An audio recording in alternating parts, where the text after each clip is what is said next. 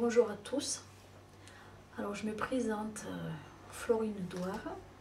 J'ai 38 ans, mariée et maman des deux enfants, des deux adolescents, des 12 ans, des jumeaux. Alors je suis une habitante de Marseille, du 5e arrondissement. Si je fais cette vidéo, c'est pour porter témoignage. Parce que en fait, je suis ce qu'on appelle un individu ciblé. Je ne sais pas si vous en avez déjà entendu parler, mais en fait, il s'agit de désigner une personne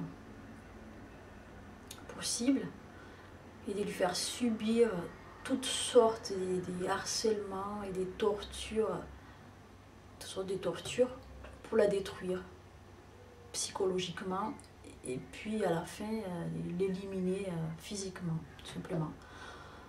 Donc en fait c'est un meurtre, c'est un meurtre programmé qui est pratiqué par... il y a plusieurs acteurs en fait, de ces genres de tortures. Donc si vous en avez jamais entendu parler, je vous invite à faire de la recherche sur internet sur ce qu'on appelle les harcèlements psychotroniques. Donc harcèlement psychotronique. Et aussi vous pouvez tout simplement taper individu ciblé et vous allez avoir beaucoup de renseignements là-dessus qui va vous surprendre. Donc je tiens à préciser que, en fait, au départ, je ne comprenais pas vraiment ce qui m'est arrivé. Je me suis remise en question en me disant est-ce que tout ça n'est que le fruit de mon imagination? Mais en fait, après avoir fait beaucoup de recherches là-dessus et avoir vu les témoignages d'autres victimes, je me suis vraiment rendu compte que j'en faisais partie moi aussi, quoi, et j'en fais toujours partie.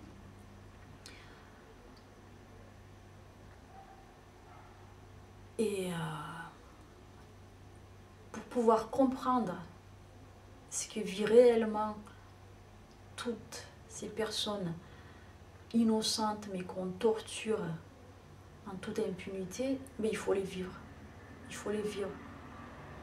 Tant qu'on ne l'a pas vécu, en fait, on peut pas savoir à quel point c'est horrible, c'est monstrueux ce qu'ils font. Et pour moi, les personnes qui sont derrière tout ça ne méritent même pas qu'on les appelle des humains, parce qu'on ne peut pas infliger ça même à ses pires ennemis, quoi. Donc en fait, on est dans l'incompréhension, on se demande pourquoi, qu'est-ce qu'on a fait pour mériter un tel traitement. Et de toute façon, on ne trouve pas la réponse, hein, on ne trouve pas la réponse. Mais je pense que le seul fait de faire cette vidéo, déjà, c'est pour leur montrer qu'on ne restera pas dans l'ombre, qu'on essayera toujours, par tous les moyens, d'informer le maximum des citoyens pour qu'ils sachent que des crimes organisés perpétrés quotidiennement sur des cibles qu'on choisit comme ça par hasard, je ne sais pas si je pense pas qu'il y a des hasards là-dessus, mais c'est tout simplement intolérable. Intolérable. Pour mon cas, donc ça fait déjà un peu plus de 6 mois que je commence vraiment à ressentir l'effet des l'air d'harcèlement. Mais au départ, ça me paraissait tellement incroyable parce que vous commencez à entendre des menaces, mais en fait vous êtes la seule à entendre ces menaces-là. Et forcément, quand on est sain d'esprit, mais on se dit, mais il y a peut-être quelque chose qui cloche. Mais quand c'est devenu récurrent, en fait, là où on se rend compte que c'est du réel, quoi. C'est du réel, et surtout que je n'ai jamais eu d'antécédent psychiatrique ni quoi que ce soit. Et tout en étant lucide, je me suis dit quand même, bon, je vais porter plainte parce que les menaces n'étaient pas que pour moi en fait, parce qu'ils ont essayé de me menacer plusieurs fois, ça n'a pas marché. Et vu que je suis maman, ben, ils ont dû se dire, ben, on va menacer également ses enfants, ça va la faire, elle va paniquer. Donc mettez-vous à ma place, je pense que toute maman, ou papa aussi, se sentant leurs enfants menacés des morts, je pense que vous avez tous fait pareil que moi. Donc je suis allée voir la police, je suis allée au commissariat porter plainte contre mes voisins, parce qu'en fait ces harcèlements-là viennent de mes voisins qui habitent juste à côté de chez moi. Donc je suis allée porter plainte en donnant les noms de mes voisins. Mais évidemment, il ne fallait pas que je sois naïve parce qu'il fallait des preuves. Des preuves. Et comme je vous ai expliqué au début que ces genres des harcèlements est bien calculé à l'avance pour vous faire passer pour une malade mentale, tout simplement. Eh bien, je n'ai pas pu obtenir des preuves. Après, ça m'a valu tout de même une expertise psychiatrique. Bon, en partie à ma demande aussi, parce que je suis quelqu'un de très ouverte. Je me remets souvent en question. Donc, je suis allée voir un psychiatre. Et bien sûr, ce n'était pas une surprise, parce que bon, il a tout de suite écarté l'éventuelle hypothèse d'une schizophrénie. Dieu soit loué. Bon. Donc, j'avais pas une maladie mentale, quoi. Et en même temps, les menaces incessantes continuent 24 heures sur 24 et 7 jours sur 7, avec des voix qui arrivent directement dans ma tête. Et maintenant, je sais qu'avec l'ère technologie, avec des armes à énergie dirigée, c'est possible. Malheureusement, c'est possible. C'est possible. Et il y a beaucoup des cas, il y a beaucoup de victimes dans le monde entier. Ça ne se passe pas qu'en France, ça se passe aux États-Unis, ça se passe au Canada, ça se passe dans le monde entier en fait. Il y a des victimes partout. Mais ce qui est incompréhensible, c'est que l'État ne fait rien pour comment dire, pour étaler ces genres de crimes au grand public, quoi. Donc il y a une sorte d'omerta totale. On fait taire la victime, soit en l'enfermant dans un hôpital psychiatrique, soit en la supprimant tout simplement, physiquement, donc en provoquant d'arrêt cardiaque, d'AVC, en la poussant au suicide. Enfin bref, la liste elle est longue. Donc je veux pas que la vidéo soit trop longue, parce que y a tellement des choses à dire là-dessus en fait. Mais je vais juste essayer de vous raconter tout ce que je vis au quotidien avec ces harcèlements en réseau. Imaginez que en fait tous vos moindres faits et gestes sont commentés mais négativement toute la journée, toute la journée. Parce qu'en fait, ils ont des systèmes, des radars qui peuvent vous voir à travers les murs. Donc en fait, vous n'avez plus du tout d'intimité. Hein. Ils voient tout ce qui se passe chez vous. Hein. Et ils essayent de vous pourrir la vie en faisant des commentaires sans arrêt, quoi. Et en plus de ça, vous entendez tout, parce que les voix arrivent directement dans vos têtes, hein, donc vous entendez tout, ils vous obligent carrément à avoir des comportements étranges pour que votre entourage vous prenne pour une folle. Hein. Et ça, c'est partout où vous allez. Je peux vous dire que je pense que si on est fragile psychologiquement, on craque et on devient folle pour des bons. Mais je remercie Dieu quand même, parce que le fait d'être croyante fait que jusqu'à présent, je résiste. J'ai toujours résisté et je résisterai jusqu'au bout, quoi qu'il arrive.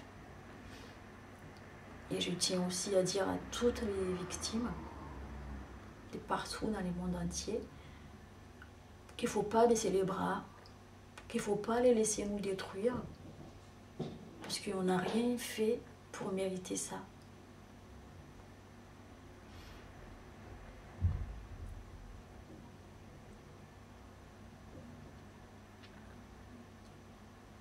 Ouais.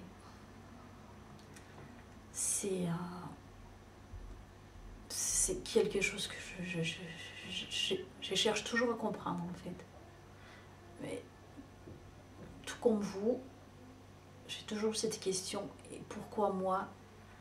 Et quelle est la cause de cet harcèlement, toutes ces tortures? Parce que, mis à part le fait d'entendre leur voix constamment, avec des insultes, des menaces, des moqueries dignes Bon, j'ai l'impression que j'ai affaire à des gamins, en fait, parce qu'ils vous font des commentaires, mais complètement, mais c'est incroyable. Ça, ils vous infligent des maux de tête, parce qu'ils dirigent cette arme en direction de votre cerveau directement. Donc, ils vous provoquent des maux de tête, mais j'ai constamment des maux de tête en ce moment. Mais en fait, ça ne m'empêche pas du tout de faire cette vidéo. C'est pas ça qui va me déstabiliser. Non et non. Des maux de tête, des douleurs dans mes muscles. Quand je suis au travail, pareil, chaque fois que je commence à travailler, ben, voilà, j'ai des douleurs pas possibles dans les bras. Des fois, des espèces des crampes violentes au mollet, ou voilà. Mais ça ne m'a jamais empêché de travailler, ni faire ce que j'ai envie de faire. J'aime faire du sport, donc je continue toujours. Je leur montre que quand on est innocente, quand on n'a rien à se reprocher, eh bien Dieu nous laisse jamais seuls. Et qu'on trouve toujours la force de survivre. Voilà. Par rapport à leurs menaces, des morts incessantes d'ailleurs,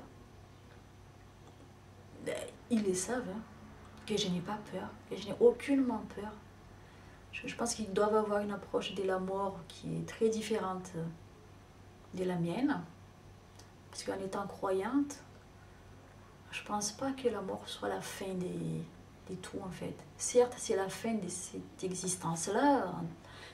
Voilà, le corps, il n'est pas fait pour vivre éternellement. Je sais qu'un jour ou l'autre, je dois mourir, je mourrai. Mais mon âme, ils ne pourront jamais y toucher. Ils ne pourront pas. Ça, c'est sûr. Et en fait, c'est ça qui fait ma force, parce que les intimidations ne marchent pas sur moi. J'ai pas peur. J'ai pas peur d'être tuée. Voilà. Et c'est pour ça que je n'arrêterai pas de dénoncer leurs crimes tant que je reste en vie. Et quoi qu'il arrive.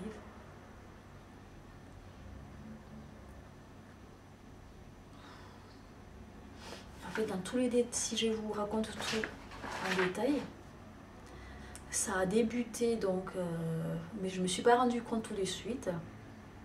Ça a commencé par l'arrivée de mes nouveaux voisins originaires de Madagascar. Donc, je n'ai pas peur de donner leur nom ici. Hein. À ce moment-là, s'ils veulent me faire un procès, ce sera les bienvenus pour que ça éclate, pour qu'il y ait une enquête sera faite. Donc, c'est un petit couple. Les messieurs s'appellent Rakotoube Tanteli. Et la dame, c'est Scott Suela. Donc au départ, je pensais que c'était un petit couple sans histoire, parce que bon, ils ont un enfant. Et ils sont arrivés dans l'immeuble où j'habite il y a à peu près 2 ans, je pense. Et moi, j'habite dans cet immeuble depuis bientôt 7 ans. Je suis propriétaire. Et maintenant, en fait, maintenant, je me rends compte que pendant tout ce temps-là, ils étaient en observation. Hein, ils observaient mes moindres faits et gestes. Ils me suivaient partout, donc ils voulaient savoir qui je fréquentais, où je fais mes courses, qu'est-ce que j'ai fait de ma semaine, de mes week-ends, qui je voyais, à qui je parlais. Enfin bref. Et je pense qu'à ce moment-là, déjà, ils étaient déjà en train de m'observer à la maison. J'étais déjà sous surveillance, sous leur surveillance, illégale, bien sûr. Et puis, au bout d'un petit moment, donc au bout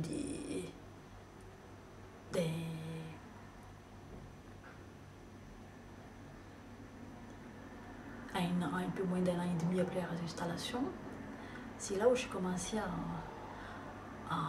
entendre leurs menaces. Vous voyez. Et pourtant, ces gens-là, quand je les croisais de temps en temps dans les halls de l'immeuble, ils vous regardent en face, ils vous font des sourires, ils vous, voilà, ils vous disent bonjour, mais bien sûr, moi aussi, je réponds bonjour. Et j'ai même pas douté une seule fois qu'ils étaient capables de commettre tel crime, quoi. Donc, celui-ci n'est pas une accusation. Mais c'est pour ça que j'ose prononcer leur nom, justement. Et là, ils peuvent me faire un procès de diffamation. Parce que je pense qu'il faut que ça passe par là pour qu'une enquête soit ouverte. Il faut que ça passe par là. Voilà. Ensuite, parce qu'en fait, je reconnais bien leur voix, parce qu'à force de les entendre, donc je connais très très bien leur voix, me menaçant. Mais ils ne sont pas seuls apparemment. Il y a d'autres personnes qui participent à ça dans leur appartement. Hein. Ils sont au moins 6, parce que j'entends plein de voix différentes. Il y a des adolescents, il y a même leurs jeunes enfants, donc une fille environ 7 ans participe déjà à ces genres de harcèlements. Et dans leur perversion, en fait, de ces groupes de personnes, ils arrivent, parce que là, il faut savoir que c'est un réseau tout entier, en fait, où ils ont des complices de partout. Ils essaient d'avoir des complices partout, dans l'immeuble où vous habitez, même, c'est malheureux de dire ça, mais même à la police, des médecins, complicité, tout ça, des chefs d'entreprise, en fait, tout un tas de réseaux qui sont, comment dire, qui sont adeptes de ces genres de tortures. Donc, ils doivent observer la souffrance de leurs victimes, en fait, et donc ça doit leur procurer des plaisirs, ou je sais pas, où ils nous font des sortes d'expérimentations, on est des cobayes, enfin bref. Donc je pense qu'il y a rien, mais absolument rien, qui puisse justifier un tel traitement, mais rien. Pour moi, c'est tout simplement un crime contre l'humanité, c'est un véritable atteinte à la droit de l'homme. Oui. Que je dénoncerai et je dénoncerai toujours.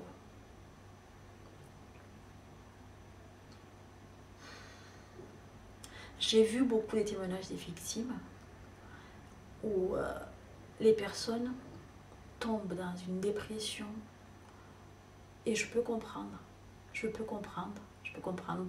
qu'ils n'arrivent plus à sortir de chez eux, ils ont peur de sortir. Ils n'arrivent même plus à aller travailler.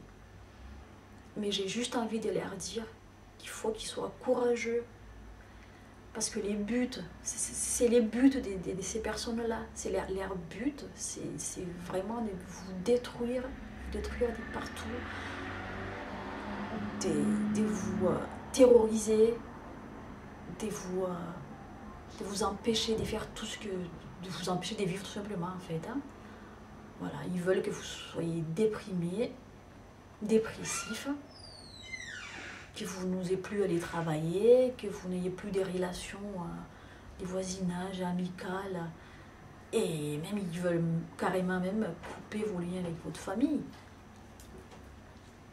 Parce qu'ils veulent vous passer pour une personne qui a des sérieux problèmes. Donc ils peuvent inventer en fait beaucoup des rumeurs sur vous, ils racontent beaucoup des rumeurs à vos voisins, à tous vos entourages. Tout le monde est manipulé en fait.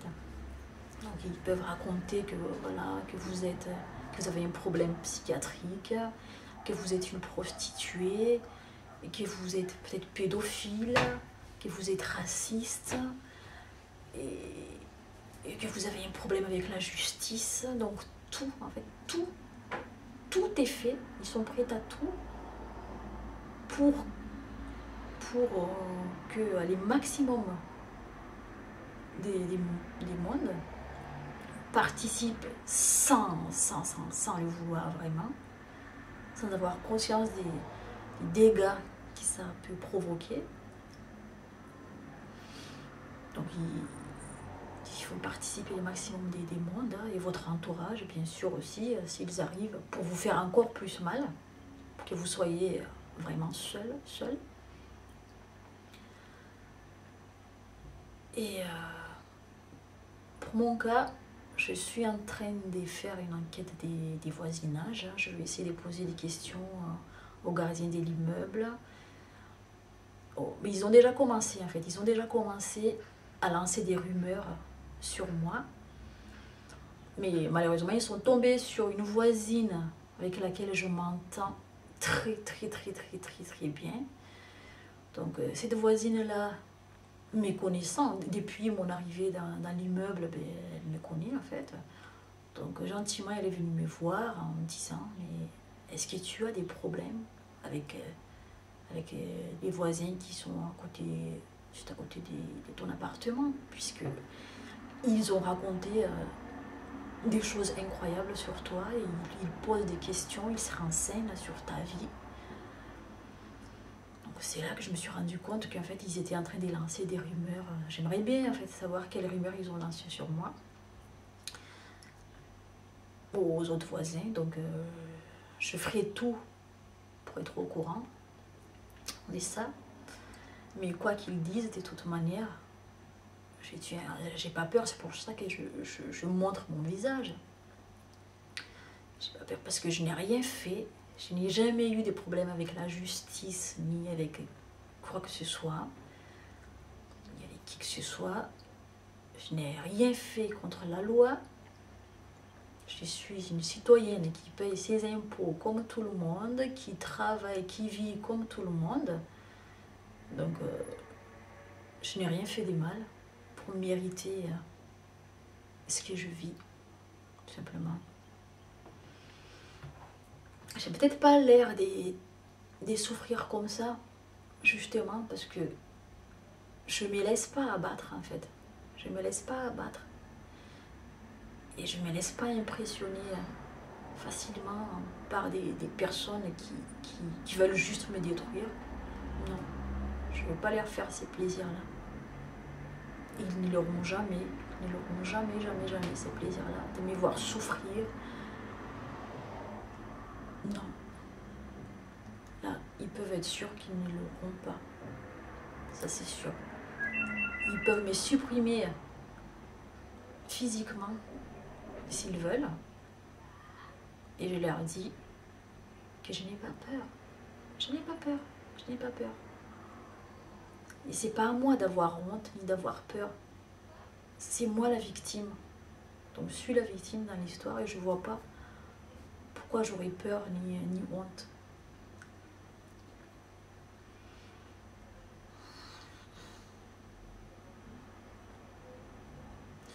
Donc, comme je vous ai dit, que j'entends constamment leur voix, que ceci n'est pas une maladie psychiatrique, je ne suis pas du tout schizophrène, rassurez-vous. Voilà.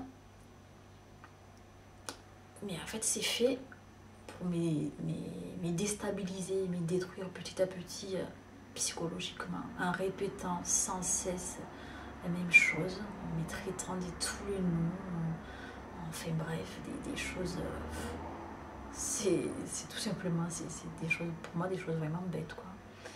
Mais on fait en sorte, voilà, de m'empêcher de dormir, on me réveille brusquement dans la nuit, et en fait, dès que j'ouvre les yeux, dès que je me réveille, c'est leur voix constamment que je dois entendre, toujours la même chose.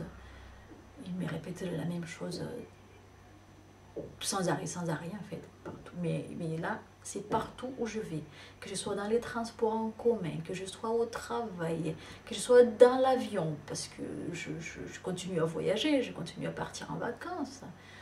Donc même dans l'avion, même en changeant des continents carrément, parce que quand vous aurez vu tous les renseignements là-dessus, tout ce qu'ils sont capables de faire avec leur arme à énergie dirigée, mais vous me comprendrez mieux. Peut-être que là, c'est peut-être, ça peut vous paraître être, je sais pas, de la science-fiction ou des trucs, je sais pas, une histoire étrange, mais ça n'a rien d'étrange en fait. C'est une réalité, mais que beaucoup ignorent. Donc je vous invite vraiment, s'il vous plaît, faites de la recherche, parce que on a le droit d'être au courant de tout ce qui se passe. Parce que dites-vous qu'aujourd'hui, ça m'arrive à moi, mais demain, ça peut arriver à n'importe qui, et personne n'est à l'abri de ce genre de choses. Donc, si vous pensez que ceci est tout simplement le récit d'une personne dérangée psychologiquement, eh bien, il n'y a pas de problème. Arrêtez de visionner. Mais si vous avez, ne serait-ce qu'une petite doute que ça puisse exister, ce genre de choses, mais je vous invite vraiment, mais vraiment, je vous en supplie, essayez de faire de la recherche sur Internet. Tapez harcèlement psychotronique. Et puis, aussi, ou harcèlement en réseau, tout simplement. Vous pouvez aussi faire de la recherche sur ce qu'on appelle les gang stalking. Donc ça s'écrit G-A-N-G, comme gang, tout simplement. Après stalking, c'est S-T-A-L-K-I-N-G.